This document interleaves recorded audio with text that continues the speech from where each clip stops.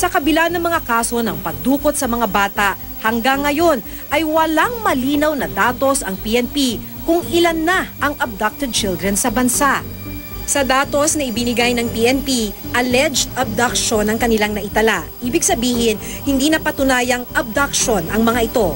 3 ang alleged abduction noong 2012 at 4 naman ngayong unang 3 buwan ng 2013. Ngayon sir, at this point, alam na ba man lang natin the very basic information kung ilan ang abducted children? I can research that. Sa ngayon, hindi ko hawak ang datos.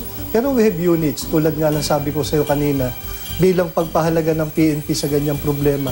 We have women's and children's desk sa lahat ng police stations. Posibleng may sindikato rin daw na gumagawa ng ganitong iligal na gawain. Kung walang malinaw na statistics, masasabi man lang ba ng PNP kung saan dinadala itong mga batang to? Sino itong mga sindikatong to kung meron man? Meron tayong insidente rin ng bata na dinukot at na-recover ito na ginagamit din ng mga sindikato sa panglilimos. At katunayan nga, yung mga suspect na nahuli rito, bata din. Samantala, sinamahan namin ang mga magulang ni Jael sa tanggapan ng anti-kidnapping group sa Camp Crame para mag-follow up. Pero hindi magandang balita ang natanggap ng mag-asawa. Mula sa kasong kidnapping, ibinaba na ang kaso ni Jael bilang missing person. Bago kasi ma-establish na kidnap for ransom ang isang kaso, kailangang may demand for ransom ang mga dumukot at kailangan ding may proof of life na maibigay ang mga salarin. Kung wala ang mga ito, missing lang ang kaso ng nawawala. Wala kaming na-establish na proof of life. Ang analysis namin dito, this is not kidnap for ransom, this is a case of missing person. Pag kasi case of missing person, we endorse that to the proper concerned police agency. Ano kayong pwede namin gawin? Pwede ba kami mag-forward na kahit konti? Well, it depends on you. Nasa sa inyo po yun. Kasi ang effort naman normally natin sa missing is to provide pictures na merong identity of information sa bata sa mga police stations, sa mga barangay halls, yung mga ganyan ang mga efforts natin So, mag-flyers.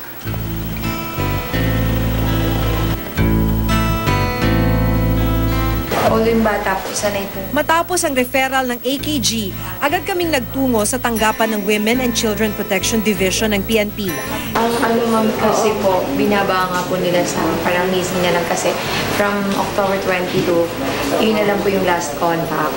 Sige po, pagka makakuha ko lang yung dokumento, yung case file niya, yung case folder.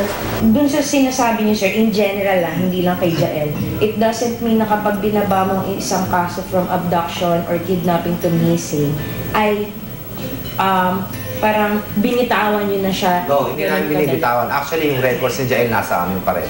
Kung sino yung officer na nakatutok, siya pa rin yun. Pinapalap niya, minomonitor natin ang development kung ano man ang lead na makuha natin. Makalipas ang 5 buwan, wala pa ring malinaw na sagot ang mga otoridad kung nasaan si Jael.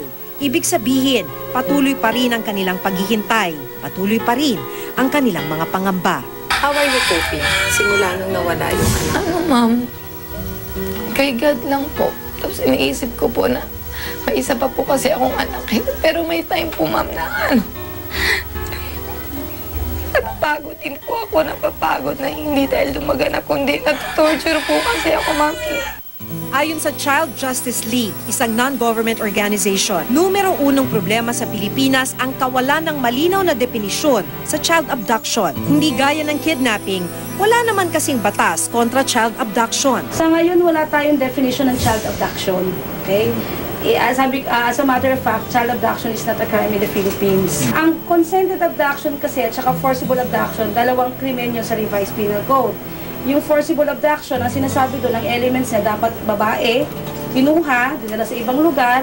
Ang purpose is either to marry or to corrupt the person. Typically ngayon, pagka nawawala yung anak mo, tapos wala naman siyang walang humingi ng ransom, ilalagay lang siya sa missing. But not abduction. Missing lang siya. Sinasabi namin that this should form part of a law. Kasi it's a crime kung titingnan mo siya. Matagal na kasi may mga ganyang cases.